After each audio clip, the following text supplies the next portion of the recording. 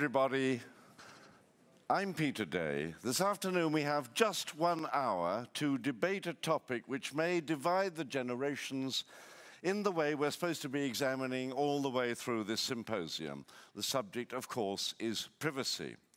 In some countries, it has been vaulted into the front line of political and social discussions following last year's revelations about the US PRISM program and other things from Edward Snowden. I find it difficult to imagine why we ever thought that the internet, a system invented by the US military, would ever not be used for surveillance. But it's come as a shock to many people in some countries. Privacy is in the spotlight, like us here. Up here we have two teams, of course, one for, one against. The motion, you know, in front of you, each of them a leader of today, a leader of tomorrow. Each has a strictly limited 7 minutes to set out their arguments at the beginning, for and against. Then it's over to you in the audience to make a series of sharp, pertinent remarks on either side. And then the opposers and proposers have 2 minutes each to sum up. And there's also a vote, and let's try it straight away to see what you think about the motion. Privacy is an outdated concept. Have you voted already, or are you going to vote now? Who says yes to that? Now, don't vote with your hands, vote with your devices. And who says no? If you're voting, we're tracking it. Have we got a result?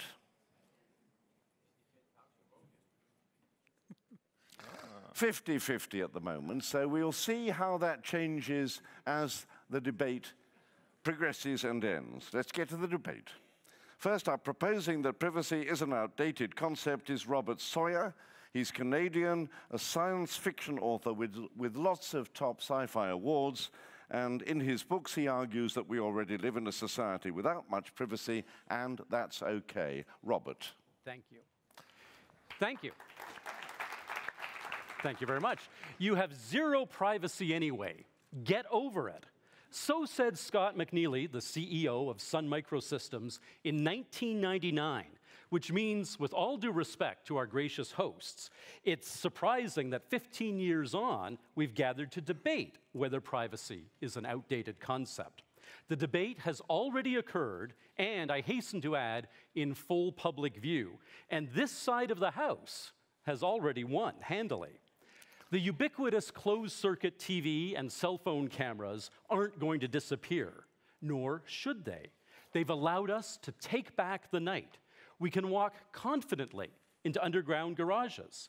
The caregivers of our children and our elderly are quite appropriately subject to scrutiny.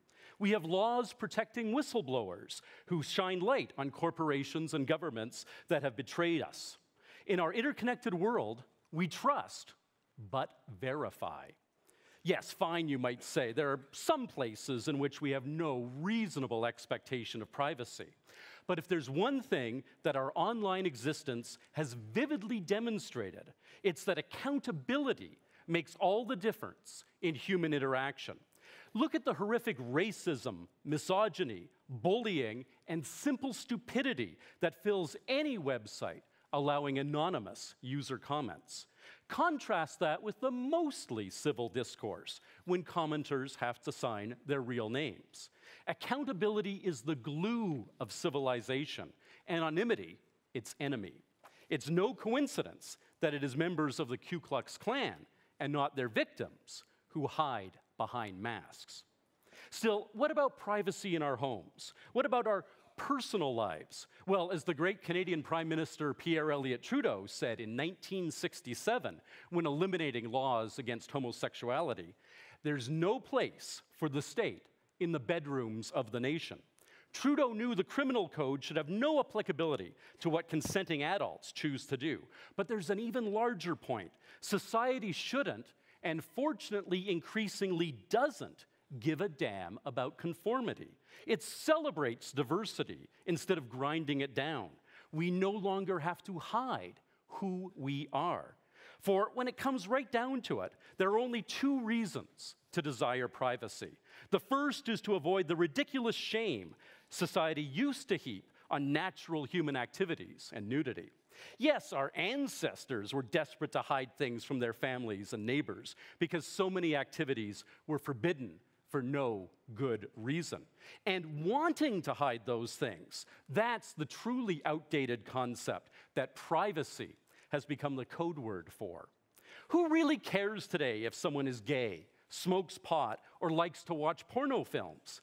It's not the freedom to do things that will disappear as we shuck off privacy and take pride in who we really are. Rather, it's the silly laws that make activities that are victimless illegal and the prudish culture that makes them gossip-worthy. We're better off without any of it. Today's young people, including those assembled here at St. Gallen, have already chosen to throw off the shackles of Victorianism. They live their lives loudly and openly online, sharing everything with just about everyone. Still, the older generation tut-tuts away, saying, "People will judge you on those photos and posts. You may not get the job that you want." Granted, we are in a transitional period, but not to overstate the case. Those parental cavils are reminiscent of the smarmy "don't be uppity" comments that were leveled against other groups that previously claimed their rights to self-determination. The young men and women of today know that they will indeed be the leaders of tomorrow, and that those old-fashioned folk who preferred employees and with separate public and private personas to those who are open and honest about who they really are will not hold power much longer. Yes, many decry that companies like Facebook and Google, publicly traded firms that anyone may buy a share of, profit from the insights they glean from the data we post about ourselves. But we profit too through the products Google provides and from the networking, reconnecting, friendships, and love that have been fostered through social media, all provided at no monetary cost. Capitalism run amok is rightly decried, but a simple quid pro quo in which a corporation says, "Let us track what you do using our software, and in exchange we will serve up all the accumulated knowledge of humanity in milliseconds?" One of the great bargains of history. And the so-called penalty, my goodness, I might be shown ads for things I'm actually interested in rather than ones that simply annoy me, seems a classic win-win scenario. The only other reason to want privacy is so you can get away with something unethical or illegal. It is privacy, not the lack of it, that makes murders, rapes, and muggings possible. It is privacy, not the lack of it, that lets Al-Qaeda terrorize our planet. It is privacy, not the lack of it, that made the child abuse crisis in the Roman Catholic Church possible. And indeed, it was privacy that made Hitler's final solution come within a hair's breadth of succeeding. But it was the lack of privacy, the openness of electronic communication that prevented the Chinese government from covering up the 1989 massacre in Tiananmen Square or from trying anything similar since. Which brings us to the bogeyman of totalitarianism. George Orwell's contention from 1984 that surveillance inevitably leads to tyranny, invades privacy, constrains normal behavior, and is fundamentally corrupt has become the default position on those issues, with people immediately invoking Big Brother, confident that merely raising the specter of Orwell's world will be enough to win any argument. But Big Brother got a bum rap. And Orwell was wrong about many things. For instance, he thought you'd have to force propaganda into people's homes. He would have been gobsmacked to discover that people tune into Fox News voluntarily. And he totally missed that surveillance and accountability would work both ways. Who watches the watchers? The answer is every single one of us. We watch, we are watched, and each day, fewer and fewer bad things are happening on our watch. Transparency in government, in business, in personal relationships, ups everyone's game. Goodbye, privacy. Hello, real freedom. Thank you.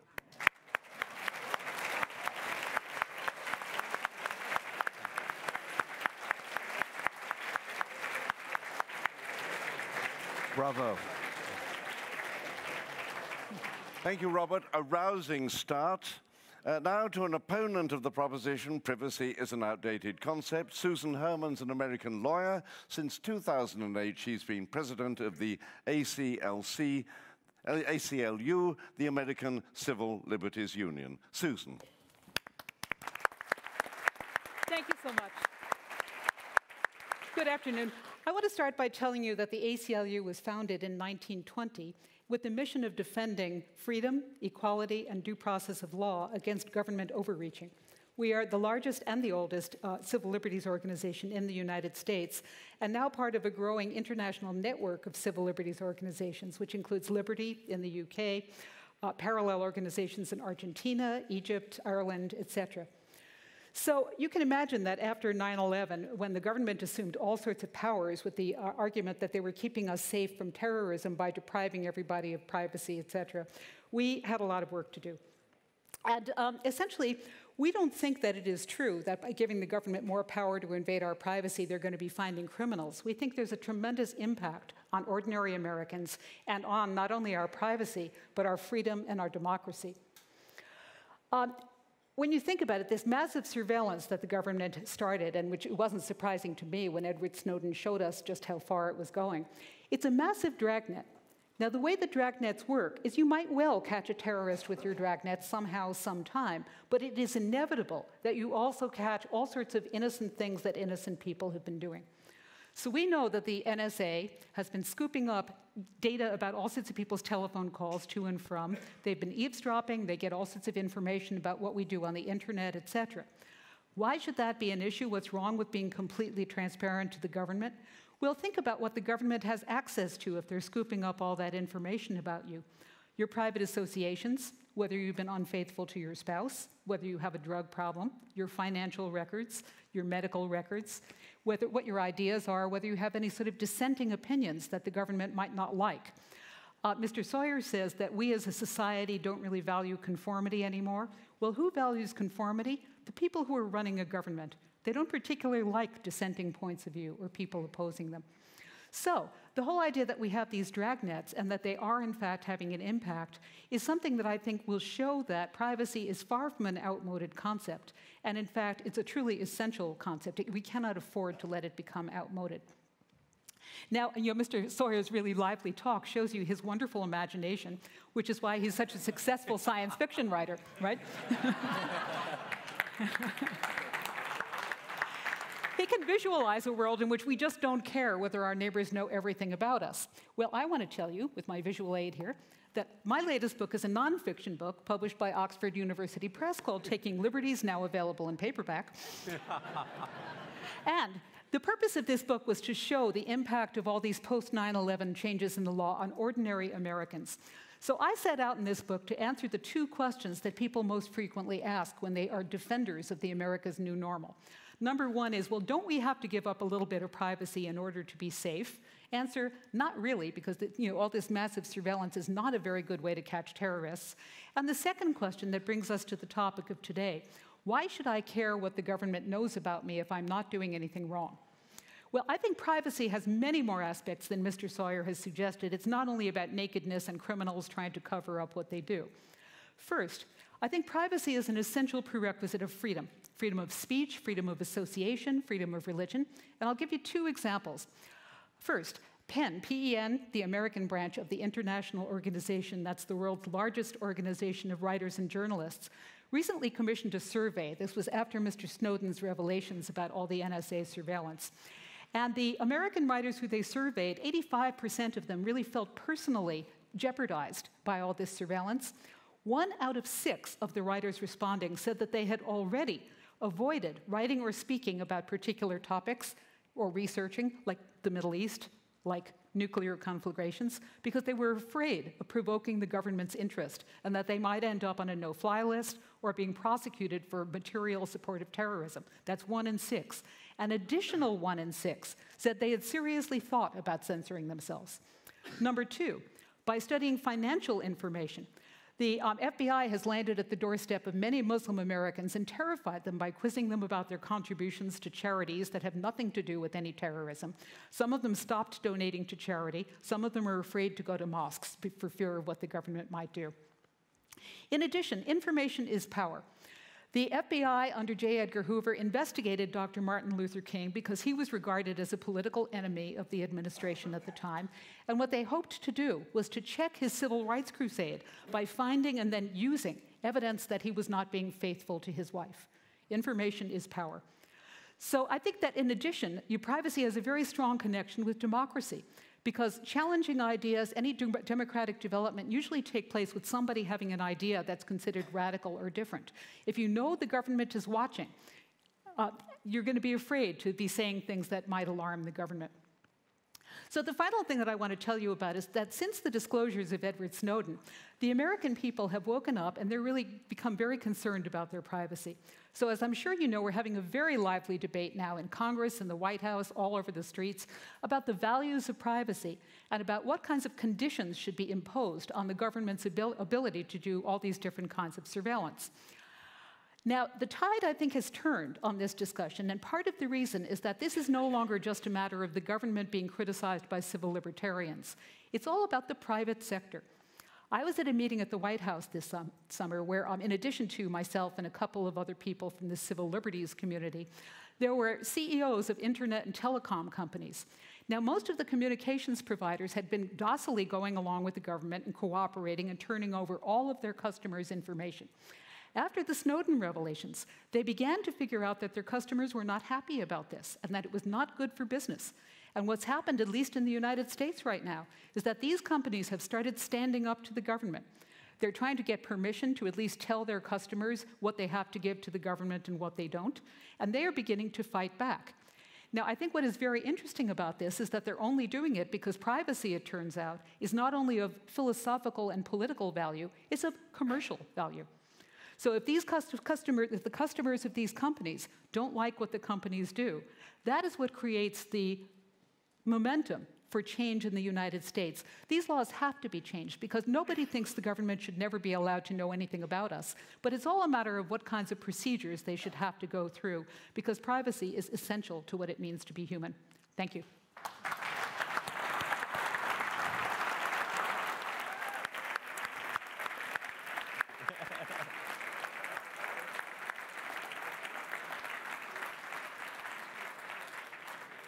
Thank you, Susan. Now back to the proposers and a leader of tomorrow. Cory Owens is head of global public policy of Uber, based in San Francisco. Uber is the revolutionary internet service enabling passengers to find car drivers wherever they are and enabling drivers to offer their services just like that too. Cory is proposing that privacy is an outdated concept. Cory. So I have a confession. Oh. Thank you. So I have a confession to make. It's been weighing on me a little bit with Mother's Day coming up. I lied to my mother when I was a young person. We had just bought a computer, and they had hooked up a modem to it, and she said that you should be using the internet for homework. Mom, I have a confession to make. I didn't just use the internet for homework. Yeah. While we're at confessions, I should also note that I've also used the internet to look up symptoms of depression. I have used the internet to look up the positive effects of drugs. I have used the internet to look up places that I could engage in civil disobedience. And with all due respect to Susan, I think the problem here is not that somebody knows about that. This is the first time I've ever said out loud that I did those things, and yet people have known it before. And with all due respect, I think it's long past time that we stopped worrying about the fact that people know those things, and we started worrying about, guess what? People know these things, and so we should talk about how we feel about that as a society. What is acceptable use of this information, rather than continuing the fiction that this information isn't widely accessible. The young people in this room are the last generation, the last leaders of tomorrow class, where there will be people who didn't grow up with computers in the home. Every Leaders of Tomorrow class that comes after this will have known cell phones, will have known laptops, will have known the internet from day one of their consciousness. That means that this group is uniquely qualified to problematize privacy, and I think we should take that challenge and seize it. We should take advantage of a moment that the leaders of today don't have. When I first worked at the American Civil Liberties Union as a young intern, not unlike Susan, among the greatest influences on my thinking were the words of Justice Louis Brandeis, who in 1890 famously described privacy at its most basic level as the right to be let alone. In late 19th century America, that was simple enough. The population was largely rural. The vast majority of homes didn't even have a phone. Privacy in this world was beauty in its simplicity. Today, however, privacy is an impossibly vague concept, one that ignores realities not just in Brandeis's America, but especially in the rest of the world. It is counterproductive, and it denies us untold benefits as a society and as individuals. In 2008, Daniel Solove, a professor of privacy law at the George Washington University, wrote in Understanding Privacy that there is, quote, no longer a working definition of privacy. In unpacking the taxonomy of privacy, Solove found that the concept had been so thoroughly muddied as to have no predictable meaning. Privacy has become a convenient one-size-fits-all, a concept ready for deployment in a far-flung range of topics. It is a concept that perhaps once had meaning, but no longer does. In short, privacy is an outdated concept. But the leaders of tomorrow are not only faced with a concept that is untenably vague, they are faced with a concept that hasn't kept pace with a world that is increasingly smaller. The US or Canadian or German notions of privacy have no intellectual history in much of the rest of the world, and even less effect on day-to-day life. The Central Monitoring Service in India has been a topic of conversation in this symposium, as has SORM in Russia, which hoover untold volumes of data on a daily basis, while the governments of Korea and China tracked personal activity from log on to log off. There are few limits on government access to data, online or offline, in Turkey, and even fewer in Saudi Arabia. But even in the global West and North, the concept is definitely showing its age. London's Ring of Steel captures real-time footage of every square meter in the central city, and just yesterday, the London police were outfitted with cameras on their person. In the US, when I first went online to do homework, of course, as a teenager, my parents were adamant that I not use my real name or photo. Whereas today, if I signed online as Mr. Smiley 1984, that would be seen as odd, if not downright creepy. Whether or not data will be collected in volume and largely without notice is in these countries and many others a moot question. In this room, hundreds of phones are beaming real-time location data, dozens more are taking pictures or tweeting tweets, and a handful may even be recording the event itself. C'est la vie. This collection continues and scales even in countries with nominal privacy protections. Why? Because an imbalance of power will, on any significant time horizon, always benefit the state and large corporations more than the individual citizen or consumer. And so the concept of privacy does us a disservice. It is the perfect straw man, the whitewash that relieves the pressure to actually do something. Witness President Obama's recent privacy proposal in reaction to the Snowden leaks. It is a masterful sleight of hand, distracting Americans from actual surveillance by their governments, matched in its Machiavellian brilliance only by the hand-wringing of Google in the face of the NSA tracking. It is difficult to overstate the danger presented by the moving target that is privacy, because it distracts from a meaningful discussion about how data can or should be used once it's collected. We argue about who can collect what from whom, when what we should be talking about is who's allowed to do what with what. The do not track debate in the United States is the perfect example. Despite wide acknowledgement that some restraint on online ad brokers is likely justified, no bill has become law. Why? Because the debate has been about who's allowed to ask what questions, who's allowed to collect what data, rather than who should use it. Privacy was a pox on all houses. The impossible perfect became the enemy of the realistic good, and we got nothing. In a world where data will be collected in bulk and without specific consent by governments and corporations alike, the greatest defense of individual and group rights is to impose radical transparency and accountability on the collectors and processors of data. Edward Snowden's revelations were not an argument for greater privacy. Edward Snowden's revelations were proof positive that the notion of privacy is increasingly quaint, and that for citizens to have any power at all, we must impose on governments and corporations meaningful and lasting obligations to be transparent and accountable to the people whose data is being collected. The benefits of transparency and accountability as guiding principles, rather than privacy, vastly outweigh the costs. Just last month, the EU's Article 29 Working Party for the first time acknowledged that processing data even outside the original context of collection may have incredible societal good. We know that CCTV cameras drive down property crime, and we know that bigots like Donald Sterling only get to own NBA teams when they can hide behind the veil of privacy. A clash of generations? Most certainly. The generation that preceded ours sought comfort in obscurity and anonymity, and wrung their hands and gnashed their teeth when it turned out that governments couldn't keep their hands out of the cookie jar. The leaders of tomorrow will be asked to live and work in the light of day, but only if we forego the whitewash of privacy and instead demand the transparency and accountability that enable single individuals to speak truth to power. We must replace the naivete of the leaders of today with a healthy dose of trust but verify. Thank you.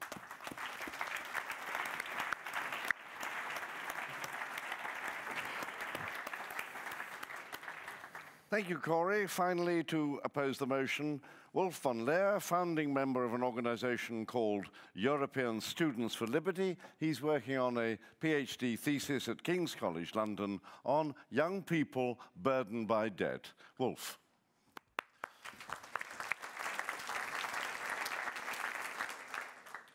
Privacy is not a binary concept. It is not about having no privacy at all or living in complete secrecy. It is a matter of degree. And my opponents would understand what privacy is if they would be in a moment of weakness where they trust their most loving other friends of theirs about their vulnerabilities, etc., like that, and these things would suddenly be revealed to the public. If you show a moment of weakness and suddenly the whole world has access to that, I think that's very frightening, and then at that very moment, you know what privacy is. It is true that much data is at the moment collected, and it's true it's all spread over all kinds of companies and all around the world. But the question is, do people really know how your life is and what you're doing? Because it is true, if your bank teller sees your credit scores, there's a lot of data behind that, but they really know, do you spend a lot of money on medicine against hair loss or something like that? These things we do not want them to know. So obscurity is an interesting thing to think about in that context. At the moment, there's a huge discrepancy between what we know, what happens with our data, and what third parties know. This is what I call transparency asymmetry. And we need accountability, but it's a straw man to say accountability is only possible if you have no privacy. I think we need accountability to have privacy. To give you one example, recently the retailer Target has lost or been stolen from over 40 million pieces of data, credit card information from their customers. Subsequently, the CIO was fired and the CEO got kicked out. They lost millions of dollars in revenue. Still, there's so many litigations going on that will be in the hundreds of millions of dollars. Companies have to be held accountable for their violations of privacy, and people care about that. Accountability in the public sector looks a little bit different. With only 1 year, the national security agencies and its employees stepped over 3,000 rules and regulations about privacy and other concerns. There have been cases of NSA agents looking up their former spouses, their exes, analyzing that, and using the data. They even have their own term for that. It's called love intel. Furthermore, James Clapper, Director of National Intelligence, lied under oath in front of Congress. He said Americans are not being spied upon, to his knowledge. As we know, that is an outright lie. He's still in office. I see a lot of power, abuse, and huge potential for abuse. Some of these mechanisms might be good, but think about it. If some third party gets access to all the data, maybe corporate interest, maybe foreign powers interest, maybe terrorist interest. Just last weekend, the NSA website was hacked. They easily could have installed a Trojan, which could have installed another backdoor, etc. They could have gained access to one system. There's no such thing as 100% secrecy. Do we really want to rely to trust such institutions with such power and all its subcontractors, all its thousands of employees, and just rely that they're not going to commit mistakes? We human beings are fallible, and we should not really trust so much in such institutions. It's not only about Americans, but it's about people all around the world, because most of the internet traffic goes to the United States, and we are all being spied upon. Do you really want that? Do you really think this is something that is justifiable? For what, ladies and gentlemen? For what? What has been achieved? So far, another round of lying has revealed that despite 50 cases where supposedly terrorist attacks have been prevented or terrorist actions have been prevented, the President's report on civil liberties has shown that only 1 case of a terrorist act has been prevented. What was that? A guy living in America, a Somali, transferred several thousands of dollars to a Somali local terrorist organization. Do we want to give up our rights, our freedom, our privacy for such a thing, it is totally out of proportion. Furthermore, when we had the Boston Marathon bombing, we only knew, the NSA knew about one guy and was basically tracking him because the Russians told them about that. Did the Boston Marathon bombing being prevented? No. Only because of the help of the public and eyewitness reports, these people could be identified later on.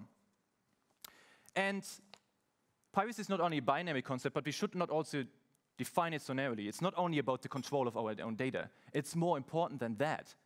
What is its function of? It is about to self-actualize. We all have different phases in our lives where we think different things. And especially young leaders understand that. Sometimes we engage with radical ideas, and that's how change comes about. How do you think that really many things in society will change if people feel threatened that if they're going to look up something on Google, if they look up terrorism, that they might be tracked, and like everybody looks at these kinds of things? Maybe you are going to do this, Cory, but many people probably will abstain from that. And we have heard about the research that many people are really changing their writing because of that, due to that.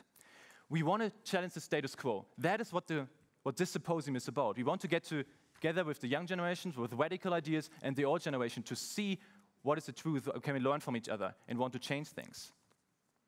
We will be more reluctant to do that if we think we are going to be tracked all the time. And we know from the extensive list the NSA uses that many of these terms are being tracked. So even the term like Mexico, terrorism, bombing, even like very harmless terms like offshoring and things like that, these things are being tracked. Our ability to become fully ourselves relies upon that we sometimes engage with radical ideas, with different things, and that we say outright stupid things at some point. Think about like how civil society has developed in many countries. Often radicals were being needed to change the rights of many people, to bring justice. The rights of people of color have been violated all among the time. Many people violated these laws, spoke out against that, and then a change was suddenly possible. Same with the rights for women, rights for LGBT people. And we do know that the NSA and other organizations do not only focus on terrorism. There's mission creep, they do define it broader and broader. They also work together with the drug enforcement agencies, with the IRS, because there are very strong political reasons to do that. And I don't think that is something we want to live in within a free society. Criticism and open dialogue is valued by everybody in this room. Surveillance and infringement of privacy is antithetical to that and really does discourage us from engaging in open dialogue. Thank you very much.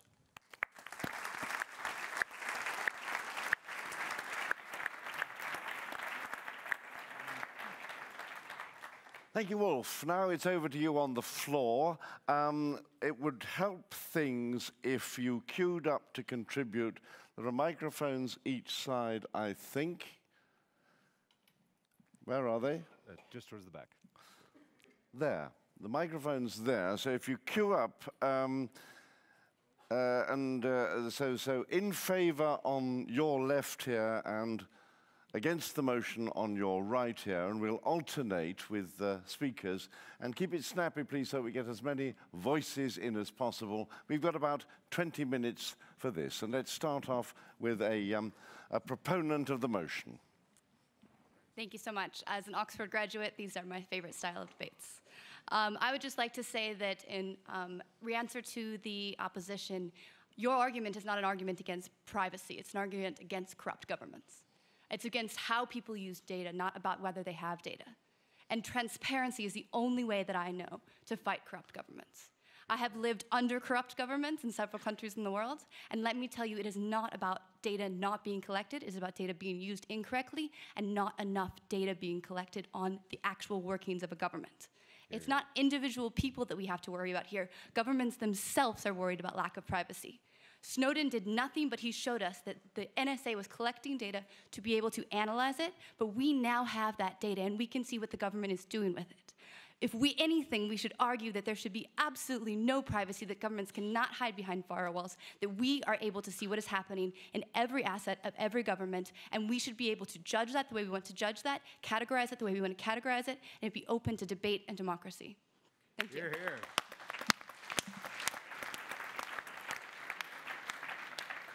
The other side, please. Sure. Well, firstly, everybody apparently accepts there is privacy because everybody said with what you do inside your house is your business. That is privacy. You can do whatever you want. So what you're saying is there is no privacy online.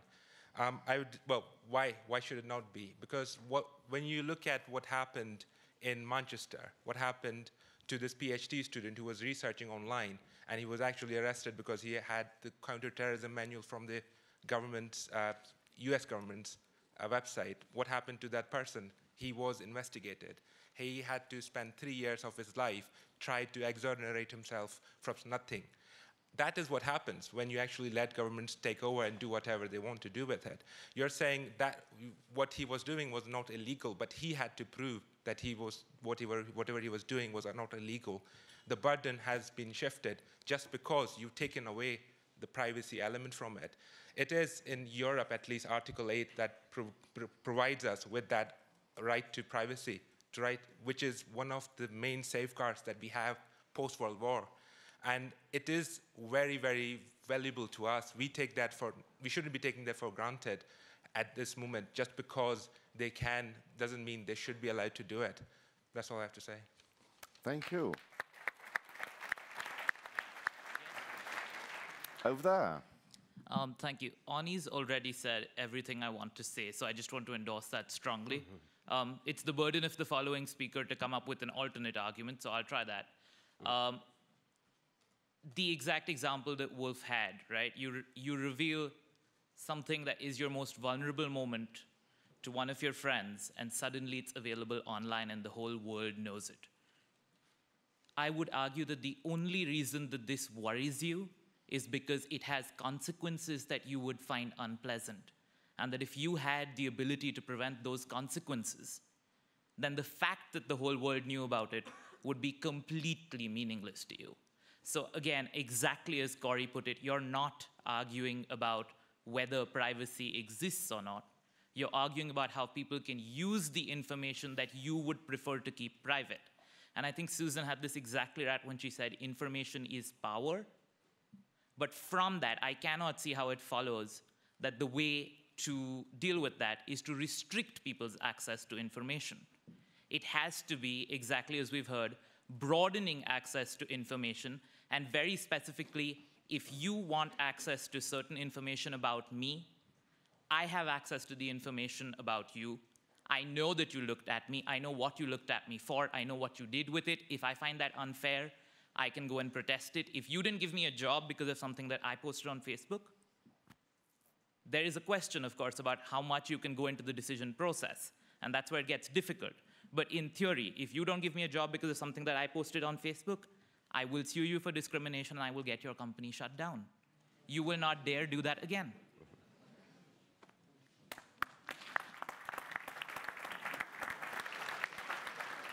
An opponent of the motion. So I understand from Cory that Cory is perfectly comfortable with having people collect his data on the internet. But he cannot speak for everyone in this room. In fact, there might be 80% of people in this room, even 90% of people in this room, who feel comfortable having their data collected. But it is the right of the minority, even if they are only 5 or 10%, to have their right to privacy protected. That is how minority rights work. And it is the burden of the government, or in this case, the House, to present reasons for why the right to privacy should be repealed. Anytime that rights or liberties are restricted or revoked, there must be a clear and easily justifiable reason for why. And so far, I don't think we have heard from the House what the legitimate argument for the necessity of restricting the right to privacy is.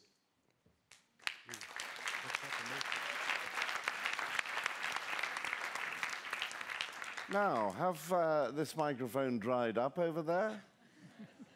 It's so patently obvious that we're right. You may need more support than you think. And here it comes. Here it is. For the sake of the argument, I would just rephrase the question. It's not about whether we want privacy or we don't want privacy. The issue is whether we are willing to give up all the comfort that technology is giving us. Yes.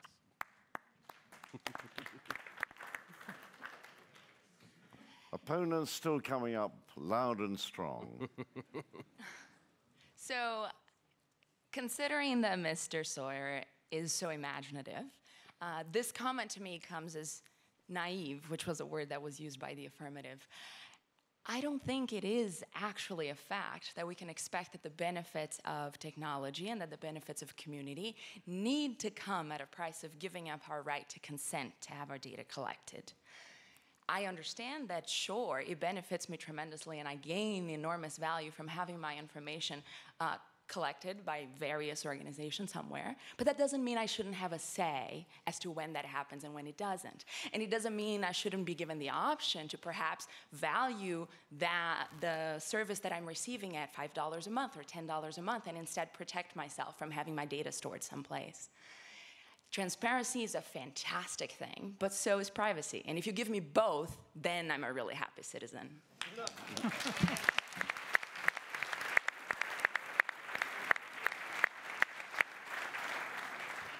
In favor? I believe that the collectors of data, or large or huge amount of data, the people or the agencies that collect such data, do they really bother about your individual conversations or problems? I don't think so. I think the amount of data that probably NSA generates, I mean, they're looking for potential keywords. They are not looking for who is dating with whom and why and what are their problems. And I think if you're not doing anything wrong on the social sphere, why are you afraid of it? And I think, in terms of your privacy, even a lousy friend of yours can put up a Facebook post about what you did the other night. Where is your privacy? Another no. Thank you. If you ask me if privacy is an outdated concept, the answer would be, on my side, clearly no. Let's think about what privacy is, actually. Privacy is about what you share. It is about what you do not share also. Privacy is about what you see. It is about also what you can't see. And finally, as Susan Herman rightly said, it is also about who you are. So in that sense, privacy still exists. Privacy is not more outdated than it was 10, 20, or 30 years ago. It is, on the contrary, more relevant than ever. But privacy in the 21st century is more difficult to preserve. So if you cherish privacy in the 21st century, then build it, then fence it. Thank you.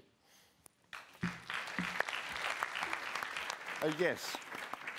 Hi, I run an internet company that has millions, hundreds of millions of people's data. And I think I'm quite a nice guy. But I think privacy is outdated because technology has advanced to such a degree that actually it's beyond the ability for humans to control the use of it. Yes. And that's why it's outdated. I don't say that's desirable, but that's where we are. Yes. And that can be used to change the democratic process. I can target 1 million people based on the fact that they like that brand on Facebook, and they're identical in total social graph to a political party, and I can send them messages one after the other, after the other, after the other, 1,000 times until they click on a message they like, and I could take that cause and persuade them to vote for another political party. So I think that where we are has much, much greater consequences for society than what we think naturally. And I think there is a value to secrecy. And if you are Nelson Mandela, being born today, potentially we are denying the creation of future Nelson Mandelas. And I think there's also a value to lies, which if you were a gay person in Iran, the value of lies is your life. And so I think there are very, very significant consequences to this, but I accept that that's where we are, and now the debate is what we're going to do about it. Another opponent. I'm very happy I went behind some very smart young leaders. They took a lot of what I was going to say, so I'm going to pose a question instead. I'm a 29-year-old married woman, and let's say my husband and I are thinking about when I'd like to have a child. We're emailing about that, we're setting it up, and all of a sudden that information gets off in my work. We've seen time and time again that unfortunately sometimes women are discriminated against when they're going to have children. Maybe they get our passed for a promotion. Do I have a right to keep that information for myself and talk to my boss and disclose that at a time that is appropriate for me? Or is that just perfectly comfortable for personal decisions like that to be open to everyone?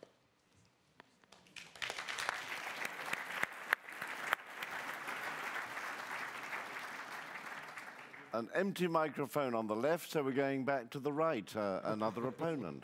So, Cory, you might be surprised to see me on this side. From my own experience in my own life, I would probably agree mostly with you guys, because I have the fortune of living in a country and under kind of social system, etc., both in India, the US, and Brazil, in which it's not a huge problem, and I'm not a dissident or any of that kind of thing. And also, I'm dealing mostly with nice guys that run internet companies, and that's basically all I might have to worry about. I think the situation is very different for people that are living in situations in which information could be used and is used in a much more aggressive and compromising way. It could be sometimes even in a country like the previous speaker said, it could be information about her choice to have a child that could result in some negative consequences.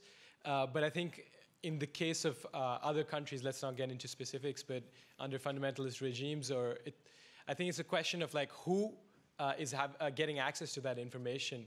And that can end up in a 3-year lawsuit, or it can end up in imprisonment or even in beheading. And so I think it's really much more a question of where and for whom is privacy outdated. And I think it's very easy to say that for privileged, middle class, or whatever, Americans living in Mark Zuckerberg land, it's okay.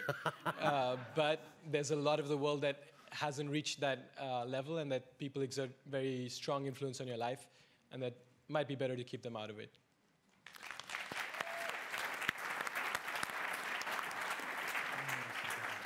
Just time for 2 more voices, and the yes side has lured, the microphone has lured another yeser.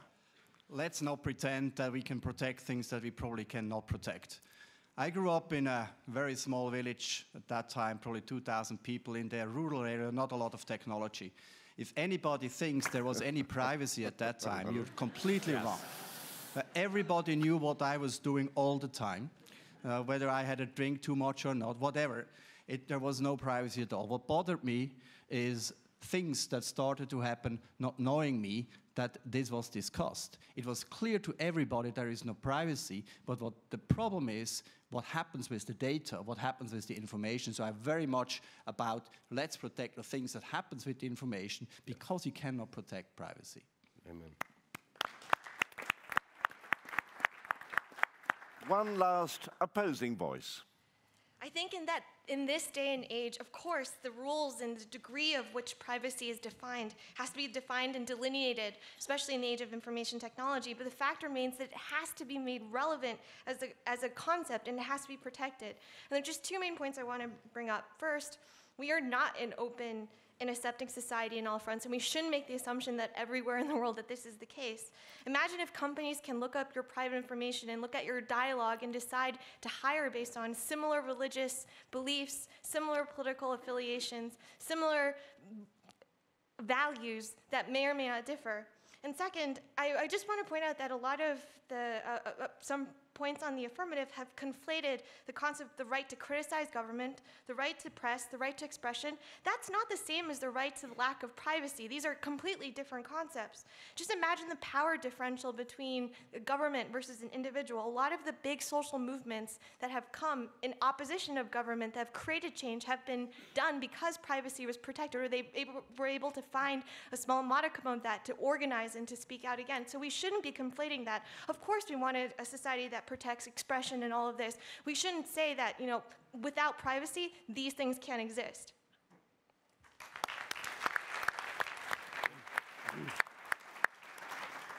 Thank you all for keeping it so snappy. Now, back to the panel and summing up. 2 minutes each to sum up. First, Susan Herman opposing the motion that privacy is an outdated concept. Okay, first, our technology is not our destiny. We cannot put the genie back into the bottle, but that does not mean that we can't have appropriate regulations about what in particular government does to use our information, to retain it, and to disseminate it. I completely agree that we want accountability and we want transparency, but I'm particularly interested, my chief concern is with government accountability and transparency. Wolf used the word asymmetry. There is asymmetry in a democracy. The inner lives of people and what we are doing in our private enclaves is supposed to be ours. The workings of government should not be opaque. Government should be transparent. I completely agree with that. And I think we would find a lot of agreement if we were just talking about mechanisms for providing for more accountability and transparency. We might also find a lot of agreement in talking about whether or not companies that deal with people's data, like our very friendly gentleman back there, have to tell people what the rules are and disclose to their customers and give their customers some choice.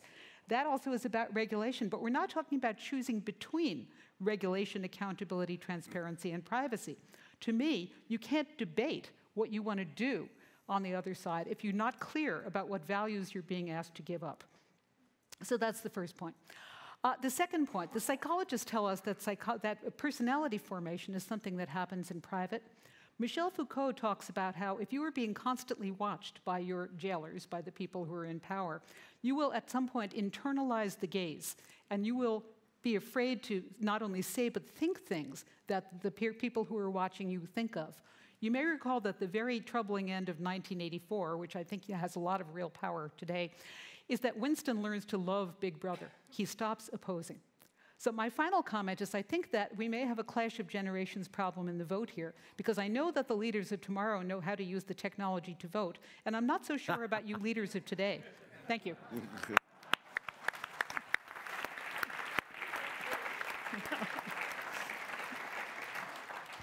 Robert Sawyer, in favor. Thank you so much. Thank you. Susan, you took a swipe at science fiction. So let me tell you what science fiction does. It takes history, extrapolates or follows it to the present day, and it does the reasonable extrapolation into the future. Now let's take your example, the 50-year-old example of J. Edgar Hoover looking into the personal life of Martin Luther King. And let's extrapolate those 50 years forward and ask us which one has a statue on the National Mall in Washington, D.C. It was the transparency, the opening up of the scrutiny of government that outed all of the malfeasance of the FBI under J. Edgar Hoover, has brought accountability to the Justice Department in the United States, and no longer are they able to go on these sort of witch hunts. So we science fiction writers stand here 50 years on from the example you cited as if it was relevant to the present discourse and say clearly the arrow of history is for transparency opening up more and more. We have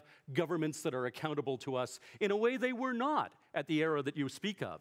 And of course, the ultimate head of to whom the FBI director reports to is an African American, something that J. Edgar Hoover could never have foreseen, but Martin Luther King very clearly did. The arc of the moral universe is long, and it bends towards transparency. In terms of NSA failing to find anything of value, the point here, and it's a very significant logical fallacy, is there has been no major terrorist attack of the scale of September 11th, 2001 on the United States so far. The failure to intercept and keep one from happening doesn't mean that it's all over. The other lesson from history is that history never ends. History is ongoing. We have to be vigilant, which is why we have agreed to allow certain of our activities to be more fully monitored, but we watch the watchers as well.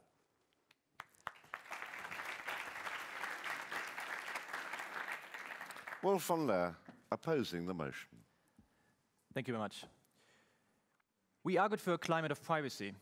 And why is that? Because people like Susan and others speak out and demand transparency and demand accountability. If nobody would care about privacy and about what happens with their data, then we would know about that. Then we could just say, like, doesn't matter that they're like just surveilling us 24/7. But we do care, and then we see these abuses. Then we know when companies do something wrong. And that is because people care about that. People care about privacy. It is a safeguard. And it's especially also a safeguard for people like ourselves. We are here in this room, and I've talked to many of you. I know that you're doing something very meaningful in life. And if you do something meaningful, necessarily you will offend somebody along the way. Privacy is a safeguard that you will be not attacked along the way. Because if you offend somebody, but you don't care about your privacy, it might be that some of your data will be used and will be used against you out of context, etc.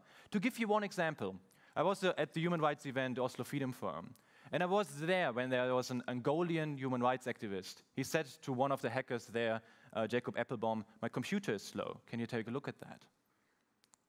He found that there was like a very narrowly defined computer virus which basically took a picture every couple of seconds of his laptop. Doesn't matter where he was, it took a picture. If he came out of the shower or something like that.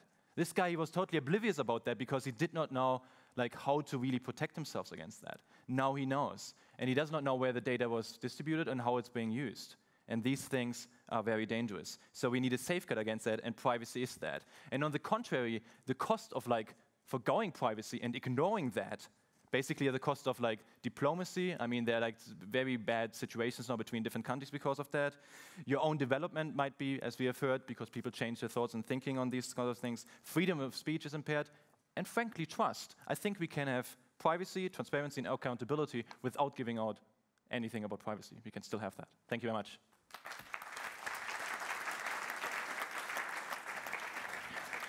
Finally, Cory Owens in favor of the proposition.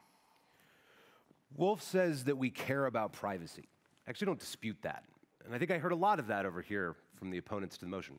A lot of us care. I cared so much that I went to work for the American Civil Liberties Union.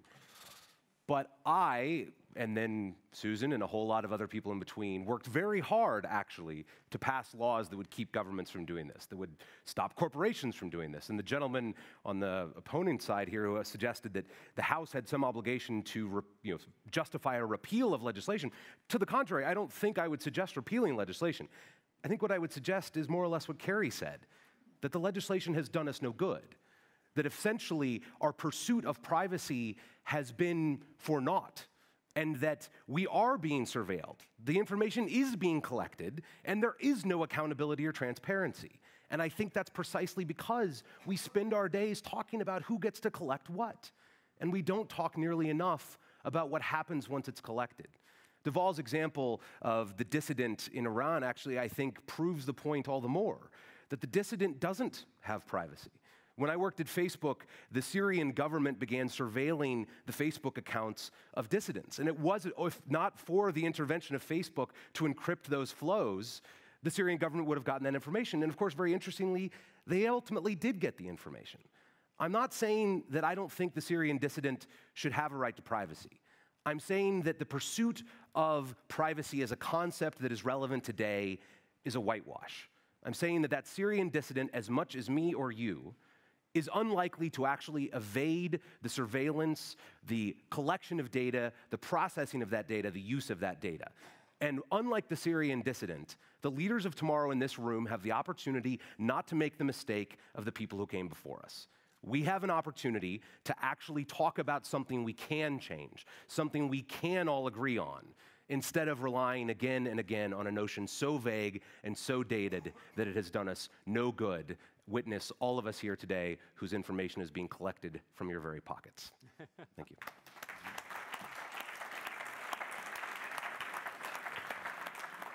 Amazing timekeeping. That's it. Time now for the final vote, where we can see just how the debate has moved the argument. Those in favor? Those against? You know how to vote, I think.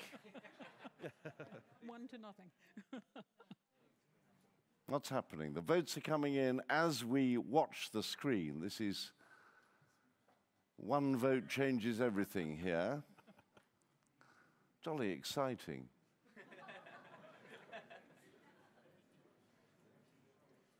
When's it going to settle down? It appears to have settled. About 8 o'clock tonight, I think. Oh, Still hesitancy here because it's percentages. I'd like to see the numbers, but anyway, we can't have that. Late surge in yeses now. It's like a horse race, isn't it?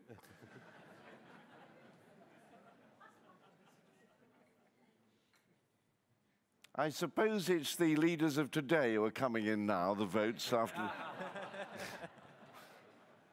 You honestly think they're the ones slow to use their mobile phone? Yes, yes. That's what I said. When are we going to settle? I think we can gracefully concede from here. We will concede. We grace. Well, there's been a significant shift during the course of the debate, which is extremely interesting. So wait. No, it hasn't been a significant shift. Oh, that was the beginning. As soon as I turn my must back be on accurate data mining. That's the beginning. Oh, at the beginning. There's been a little bit of a shift. Figures at the beginning. Look, that's it. Thank you all, panel, very much indeed.